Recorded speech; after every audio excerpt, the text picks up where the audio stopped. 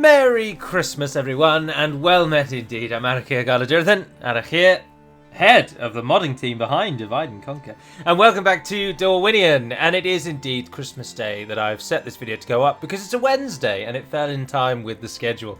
If you are watching this on a day that is not Christmas Day, then I hope you've had a nice Christmas at the end of a decade. 2019, as we move into 2020. So Merry Christmas and Happy New Year to you all, or Merry whatever you celebrate. I personally am not religious at all, so I would argue very much that Christmas is something of a cultural holiday, for myself at least, whereas many of course are still highly religious about it. But there we are. If you are not a Christian and you take offence to Merry Christmas, then do note that it is being wished upon you from a cultural position and not a religious one. Anywho, all of that aside, and the addendums, we're playing as Dorwinion. We have just sided with the Northmen, thus gifting to us one single net use of troops from the Avari in this land, led as they are by Avalyn, the Avari War Councillor. Norway is making his way west, although he's lost his target, which the game often does when you save and load. He is going to team up with Edwardin. And Edwardin has an absolutely smashing bodyguard, the Paladins of the Vintner Court. Dorwinion's wealth and power comes from its vast vineyards and excellent wine. However, due to its remote and dangerous location, it was necessary to develop a professional fighting force to protect Dorwinion from continuous raids, especially as the many mercenaries of the land were fickle and greedy. The court of Dorwinion and the Vine Regent also needed a dependable and loyal protective force, as their growing wealth made them targets of assassins and corrupt nobles. This gave birth to the Paladins of the Vintner Court, the Knight's mounted counterpart.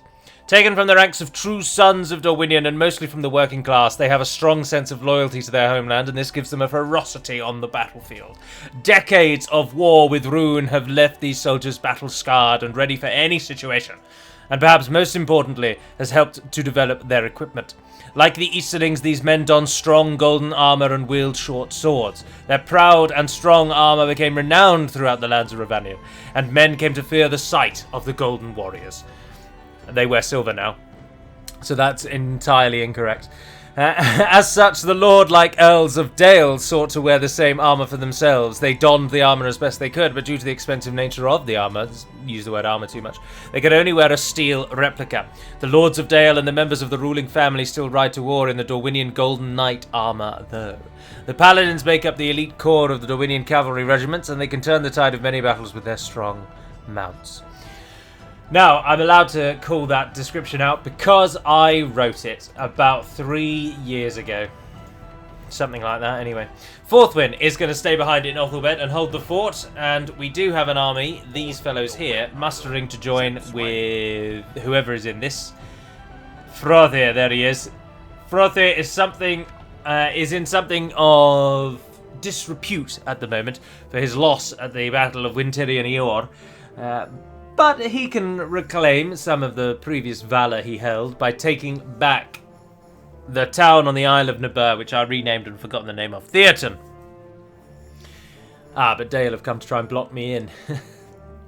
I could have gone very poorly if they'd actually attacked me, but they must be trying to head up the river and encountered me late and thought better of it. They are denying reign supreme. Bugger, we are actually trapped. Is it not obvious I am your fault? We can't risk getting caught, so head down here, stand and join together. We will die if we try and fight that. Yes, my lord. Captain Dara has buggered off, and we should just punch for Mistrand, shouldn't we? Your orders. Rune. Captain Jarsur. Welcome. Welcome indeed. Yes, my lord. Your orders, my lord. They've pulled away, hopefully, from then Logarth, so we can leave the cavalry in Logarth. Let's merge those two together. They weren't going to do much on their own. Leave them there. No, wait, if you just go and stand next to Vilta for a moment. Yes. And then we'll bring Edwardin in when we can. Yes. No, hang on. They almost certainly don't. Oh, their army is absolutely... Why? Just attack them now. He's ran away anyway. He has run away. As you command. Norway the Conqueror, we outnumber them. How the tables have turned, Rune. Attack! Now, someone, and again, forgive me, I never remember the names. But somebody commented suggesting that getting one of each of the Ery units at around turn 52 is too overpowered, and it could totally sway Dorwinion's campaign. And of course, it's come for us. It's going to help us out immensely and give us a little bit more momentum. But I would argue that for many, many players playing as Dorwinion, or rather, let's start it a different way, Dorwinion is not one of the harder campaigns. And I've always sort of had the view that in the campaigns that are fairly straightforward and relatively easy to win, it doesn't matter too much if you do have the odd thing that just makes you even more overpowered. I don't think getting all of these elves is that overpowered, because of course they can't replenish. Every single elf lost is one you will not get back. We're attacking them. I should have not moved this far back. But generally speaking, as I say, if a campaign isn't too hard, I'm not too bothered about adding in features that may make it seem to be even sort of easier, because I don't know. For these factions, to make them actually hard would require something of a massive overhaul. There's certain factions that just cannot be made difficult, due to possibly where they start, the types of units they have, the enemies they face. Now, if you try and turtle as Dorwinion and wait and let Rune get quite a large time to prepare, then they will absolutely wipe the ground with you, and it will be a challenging campaign. But most people don't do that. Most people rush Rune, and in that case, it's done, and it's simple, and it's easy. Which is, appreciate, possibly not what you'd want to hear from the modding leader. Oh, this campaign is so easy, we basically stopped working on it. But, I mean, it's a little true, unfortunately. But no, I mean, we do try to make every campaign as challenging as possible, and if more people do feel that having these elves just gifted to you is overpowered, then of course we will change it. We don't try to go for outright overpowered factions other than, say, elves, of course. Certain nations we do. But really, actually, what I'm doing is blabbering. I've given it very little thought. The core issue here, or the core moral of this story, is I don't think it makes it overpowered. I think it's just interesting to get a chunk of Ery units about halfway through the campaign, and that's why it's added in. If it proves to be campaign ruining, then yes, we will change it. Sorry, I'm yawning. Absolutely knackered. Many of you may be surprised to learn, or possibly share in the same. Well, actually, many of you are American, and you probably don't have much choice. But here in the United Kingdom, most people get Christmas Eve off, but I did not. I was in work yesterday, Monday the 23rd, and I was in work today, Tuesday the 24th. I finished at 1 o'clock, and it is currently 2:30 that I am recording this on Christmas Eve. Your orders. How are we going to get Frothier over there? Yes, my lord. Right, Vidihar. Let's force Rune's hand. We shall engage. Move on, Mistrand. Your No, orders, wait. my lord. Whatever is in the Plains of Sorrow, Yes, I want my it. lord. Making camp Two-pronged here. attack. I'll hit them where it hurts, as we absolutely hemorrhage money. Which is a counterpoint to the elves being a little overpowered, I suppose, is that unless your economy is really, really, really set up by this point, they'll probably bankrupt you. Enemy fleet engaging There we are. We got out of the ships in time. We lost our entire fleet. So we're not going to get Theoden back anytime soon, so that army might as well go south, and we can just leave Rune to cripple on their little island. We'll gift it to them. We'll allow them to keep it. And then ceremoniously, once we've hammered them into the earth, we'll sail across to Theoden and wipe them out. Your orders. I'm surprised how slow Edwardin is. with honor. Yes, my lord. Yes. As you command. Greetings, Your Ost-in-Ery. orders, my lord. Ost-in-Ery. We can go no further. We didn't my send lord. our diplomat. Oh, we only had a Your turn. orders. Oh, we're standing outside of the something damn I thing can as do well. for That's you? disappointing. Do not you have another proposal then? Oh, no. I don't understand why, if anyone has any insights, I would love to know why in later Total War games they don't allow you to sell or trade your settlements. That is all. I just don't get it. Farewell. Yes, my lord. Your orders. Look, we've my moved off and the vultures gather. With honor.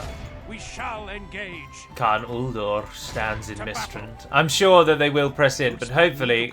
Yes, brother, yes, you're going to be so Yes. We shall critical. continue You're going to be the tomorrow. defender. Forthwin's sitting there doing nothing. We should get him involved as well, really. And then we did put troops into these, didn't we? Because the enemy was coming. Both... not Othelbed. We must have taken them out of Othelbed. But there's 2 troops sitting there doing sod all. You might as well go south with them. Yes. Joining Get you forces, involved. my lord. Can't retrain any of those, sadly. You can return to recruiting to there. Right, here we go. Are they going to take Duharville, Strondost, or are they going to come back and try and get us in Mistrand? We will find out. The garrison at Mistrand has increased, and all of them except the 2 on the west have joined together and gone for Strondost. Very well. The garrison at Mistrand is huge. Crime and Netley's. It's alright, we have a formidable army. And the defeat of that many runic forces in their capital city... Your orders, my lord. We shall engage. They will We shall prevail. burn here. Yes. So much crappy trash. They want Theaton back. Of course they do. I can't offer it you Yes, yet. my lord. I will not waste words on you. Frother, Your you orders, my absolutely well-timed bastard. That's perfect. Captain Dada is heading west, Yes, as my we lord. hoped he would. Yes. We can We shall break them then continue in tomorrow. 2 prongs. End the turn again. In the west, Dara will fall to Norway and his ragtag band of elites and non-elites. And in the east, Rune itself will be broken at their very capital. Providing we can hold Strondost. That's a key settlement. We don't want to lose that. We must make a stand. We are besieged. We will break them. Someone suggested as well that we should take Mistrand, get the ring, and then send an army into Mordor to destroy the ring, thus destroying Mordor, which would just take Mordor out of the game. And there is merit to that, I suppose, but Mordor will almost certainly attack us. Oh dear, the Councilmaster of Bree has died. The High Lord of Moria's died. Moria's been plundered. Fornost is assaulted. What is going on in the west? Hard times await the tribesmen of Rune, for they are besieged in their own capital. Shall they fail, all the steppes nearby will soon feel the strength of their enemies. Every lad and soldier must be ready to defend the city until their death, if need be, as it is their duty.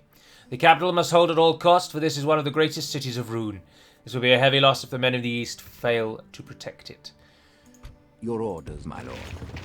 Assembling a mighty Captain host. Dara, Captain Abadai, Captain Kirhan, Jochi, Captain Yasur, all gathering together to die in service to Rune. In Mistrand we will hold for at least 1 more turn. Ideally they'll attack us. I will not waste words on you. I don't really want to Yes, fight my a lord. city battle, to be honest, and 50% of our army is made up of trash. Oh dear. It's not going to go well when it does go down, is it? Could really do with Dale or Erebor pulling their weight in the north, though, and just giving Rune something else to think about. I mean, at the moment, we are surrounded on west, south, and east by Rune. Absolutely gutted by them. We have 2,214 brave men. They have 1,429 by Dara, 507 and 699 and 178, so we're about equal-ish. They have a few more than us. But they're only in sort of 3 battalion units and sets. Who actually attacked us? Dara. Dara is in front. He's going to be on our right-hand side. Yeah. So we're going to have people on our left, right, and in front of us. Muster your courage. Dara. So Dara directly in March front. into battle. The garrison's coming in slightly to their right, our left. Further to our left is then another supporting army, and all the way to our right is another. So all we need to do is go backwards in our triangle as much as possible, and then we can't be flanked as easily. So we want to move... Well, here would be the place we can't get the flank the most, but that's an awful hill. So instead we'll move to this hill, because we know the people coming in on the right will come right down in the corner. And this is a lovely hill, isn't it? I'm ready. I suppose. Although this does give them forest protection. I like to try and fight on the plains wherever I can, to be honest. The forests just drive me up the wall. Well, actually, most of their army is coming in over there, so why not? Let's just use this hill here instead. And we'll have a contingent ready to attack the units coming from behind. Right. We've got some actual defensive and useful units in this army, though. Courtesy of Edwardin. And just retrained units from Saint-Ery, aren't they? Or Carasant, sorry. No, it is Saint-Ery. Western. There they all are, standing ready. We've got some cavalry now, and chief amongst them, of course, are the Paladins of the Vintner Court, who we shall get out into the field shortly. Actually, let's have those archers on that flank there. Don't run away. Paladins, you are going to deal with what comes from behind. Here they are. Paladins, you honor me. Mounted and ready. Mounted and ready. Mounted and ready. Ah, Edwardin is a Silver Surfer. How disappointing. He has a different look. Oh well, sorry everyone, there's a bug. Oh, we have another crossbow unit I didn't put in the right-hand flank section, where the generals will also be. Absolutely tiny army. I have faith in you. Right, all the cavalry will go here and deal with whoever comes in that corner then. Get the crossbows ready. The enemy have brought up more men. Paladins. Riders. Oh, this side is literally a single unit. Oh dear. You are going to get decimated, Daratai hunters. Don't bother wasting your crossbows then. You guys come and stand at the back up here. Hunt them down. Ready, elves. He keeps doing that. We're not elves. Into positions, cavalry. Now, paladins are not actually a particularly good charging cavalry. Granted, all cavalry in Medieval 2 is good at charging because cavalry is really very powerful. But paladins are designed as one of the few types of sort of melee cavalry.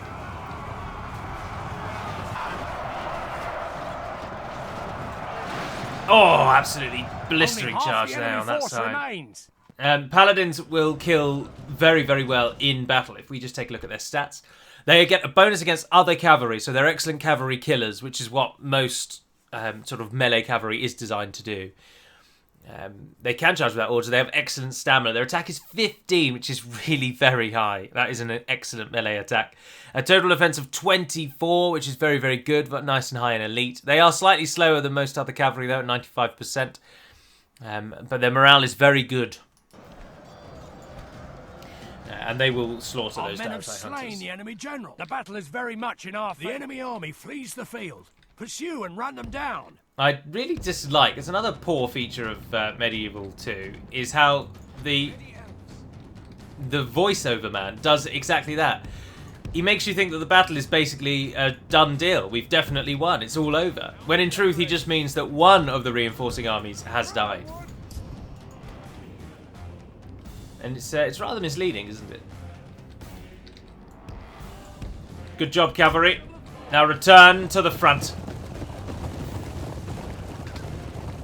The purple colour scheme of Dorwinion is so nice. I particularly like the barded horse of the Paladins as well. Nice and simple with just a sort of purple Celtic design across the back. When they march in step like that, particularly when they are shining like the sun. They do look good, don't they? The might of Dorwinion passes by, and we can only bend a knee in honor of this great spectacle. Far over there in the trees, the men of Rune await their death. But they're doing very well at not walking towards it. So, reinforcements coming from the trees, and the two reinforcement armies coming from here and here are very, very small. The threat, of course, is the main army, which is just walking straight down the middle at us. We've angled sort of against it, so we can't be flanked as easily. Alright, let's speed her up. Oh, they have got some cavalry coming in, though.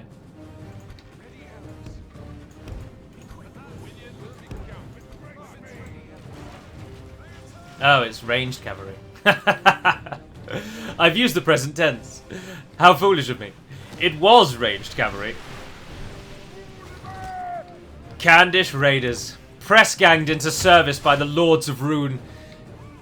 Dying miles from their homeland with absolutely nothing to show for it. What a sorry day it must be for them.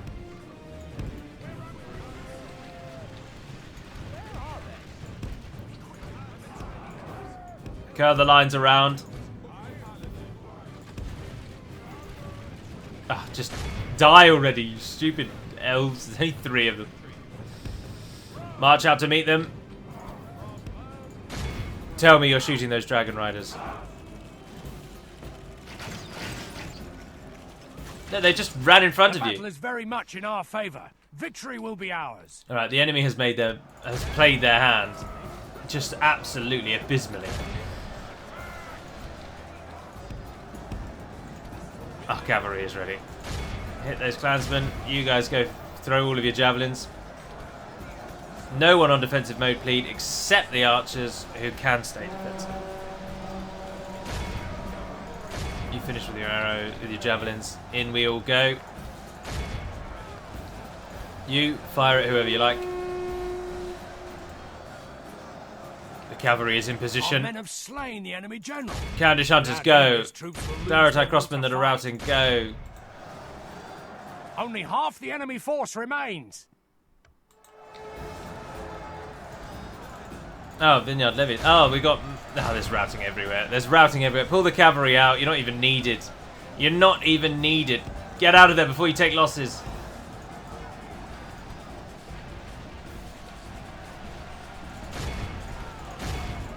Get the melee forces out of that quagmire in the middle. Oh, there's clansmen there that can be charged. There we are. That's them done. Nice. Ah, yes, we finally lost the elves.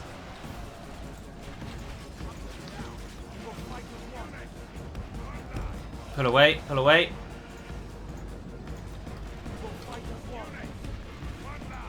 One line. Move together.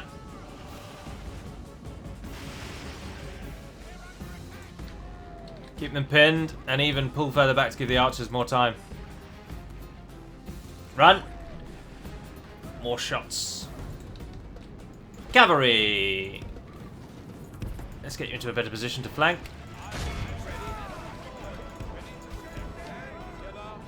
There's more forces over there, of course, remember.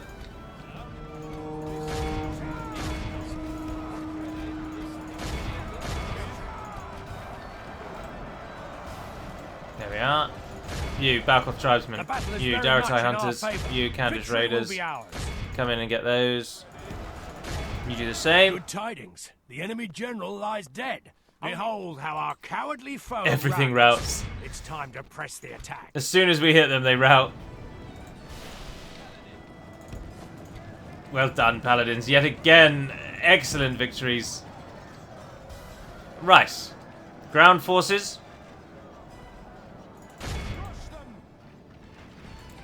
Ground forces. You can come back behind the archers, actually. Ah, no. Many of the archers have finished. Pull to the side there.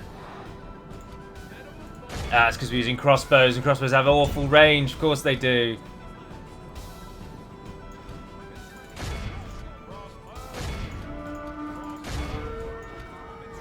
There's some Candish hunters over there giving us some distressing... they're routing. Only half the enemy force remains. The enemy army flees the field. Ceasefire, ceasefire. Capture what you can. What have we lost? 15%! And they lost their entire army. Oh dear. Go on, get those last few hunters. Go on! Yes. Nice. We'll end it there. The enemy are 254 utterly vanquished. men of Dorwinion This fell. is a great victory, 65 worthy of them only got the alive. mightiest of generals. 65 men of Rune will part ways at the Battle of the Plains of Sorrow with their lives, and they will tell of this tale. 221 kills, Morroquendi Sentinels. Despite it all, Norway comes out again the greatest of us all. Second, 162, the Paladins of the Vintner Court. Yes. Yes! Such a good unit. Such a good unit.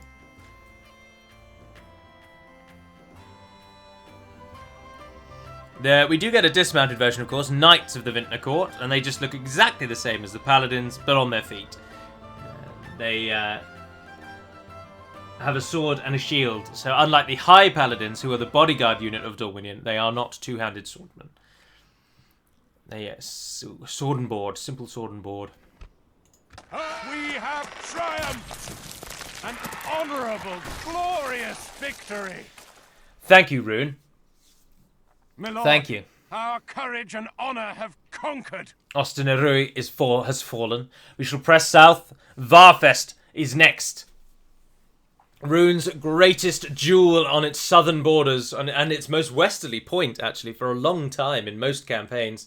Varfest must be taken. We'll have to leave quite a garrison in Varfest, though, because it borders Mordor, and I'm sure they will come. But we can't allow it to just go rebel, because then Mordor will definitely get it, and it's too powerful for someone like Mordor to own. So, everyone is coming except for you and 80 of them. You're going to stay behind and be the governors of this happy place, as the bulk of our army presses onward to Varfest, which is around there somewhere. We will find it. Mistrand, they gather more and more forces. It's going to be a mighty battle there. No cavalry, though, unfortunately. It's going to be a hard one to fight. But we have got Morroquendi Protectors, Morroquendi Sentinels. We've got a full unit of Avari Shadows, Avari Warriors and Spearmen. And, of course, Avalyn is a cavalry unit, Naharim. So that's handy. And Viduhar, our greatest living general. Of course, we've left Weinregent Howin to rather sit and wait, unfortunately. Your orders, my lord. What does Weinregent Howin have? Just High Paladins, yeah. With honour. He's been in Coruscant for almost the entire campaign because he's free and he makes it gives us more money when he's inside of it. I'm a little disappointed that Abadai and Jarsur didn't get involved, and they're still free to roam around over here. But we've got the cavalry in Logarth we can use, and we left Forthwind behind to sort of deter any of these sorts of attacks. Actually, speaking of it, Thorn Riders, if you come together, if we can get the Thorn Riders and Forthwind, get those over to Forthwind, he's going to act as a perfect anvil, and then they can be the hammer. That'll work rather nicely. Oh, Bjorn, Dale helping us out in our with the Men of Dol Guldur. Now, what I'm going to do is let's just go and have a look at the rest of the world as a Christmas treat, if you will. So, Mordor itself, not actually doing all that well, to be honest. East and West Osgiliath have fallen, but Caer Andros has not, and Denethor is still alive, which is bizarre at this many turns in. In the south, the Ard-Ardenheim really are pressing on Dol Amroth. Gobel Tolfalas has fallen, Barad Han. They have a connected line to their kingdom's heart, Umbar, where most of their troops come from. Mordor, of course, and Kanta, Saka of Khand. Khand is at war with Mordor at the moment, which is going to help us out immensely, thinking of it. Oh, look, there's Varfest. We are very near. But Mordor will come for us. We'll need a tower on that bridge, because it's the only way across into the Varfest region. Elsewhere, Rohan and Isengard, both still trading blows. Neither one has the upper hand.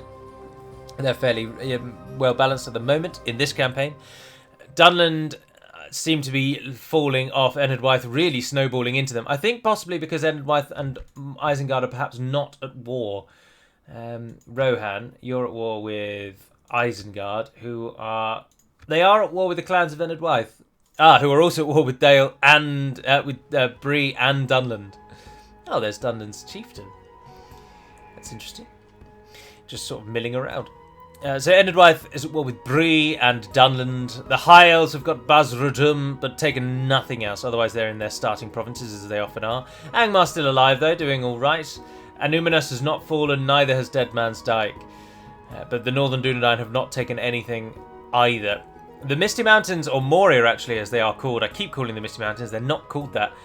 They are doing remarkably well. Khazad-dûm has fallen in its entirety, west and east, and the dwarves of Khazad-dûm have been pushed right back to Ery, which now stands as their capital. Their only army, led by Loni, is being hounded out of the mountains by Moria, just north of Lothlorien, which of course is also doing sod all. They've managed to take nothing. They've got their 3 starting provinces, because of course they get a Dreichharn in the Turn 1 auto expansion. Dol Guldur doing very, very well, which is disappointing because that means they will come for us. Burst South has a few units there. I'm cheating there to see what they've got. Dale and Erebor, though. Dale are sort of doing alright. Dale are focusing on Dol Guldur, which is keeping Dol Guldur off of our back. So we're grateful for that, because look at the armies they have there. Dear oh dear. So that's why in the east nothing is happening. Mufarij, whoever he is milling around there. There's a sizable garrison in the north, in the forests of Rune. But Erebor and Dale not fancying it. Erebor focusing on Gundabad. So it is us versus Rune. We are alone in this fight. But with Mistrand going, with Varfest going, they will be beaten down to very little. So that'll stand us in excellent stead. Otherwise, it's actually quite an interesting world map at the moment, to be honest. It'll be interesting to see how Khand do. We need Khand to survive, and we need them to fight hard. So we don't have to kill Mordor, because I cannot be bothered. If we do get the ring, I will try to send someone through and actually destroy Mordor with the ring, because we are so close. Ah, no, of course, you have to go all the way to Imladris first, don't you? We really need to redo that ring script to skip out the whole council bit. It's totally irrelevant.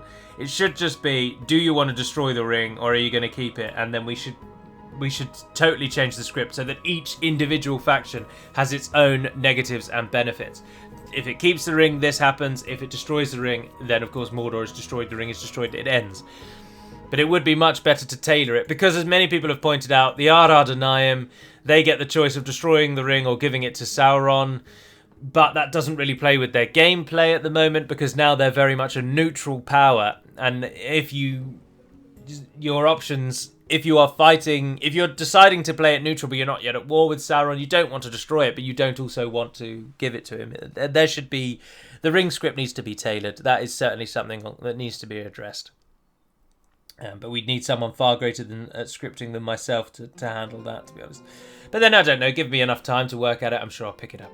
But anyway, for now, that is going to be all. So, thank you very much for watching, if indeed you have. I do hope you have an absolutely splendid new year and festive period. And that 2020, not only being a new year, but a new decade, brings peace and prosperity to you all. That's all one can hope for.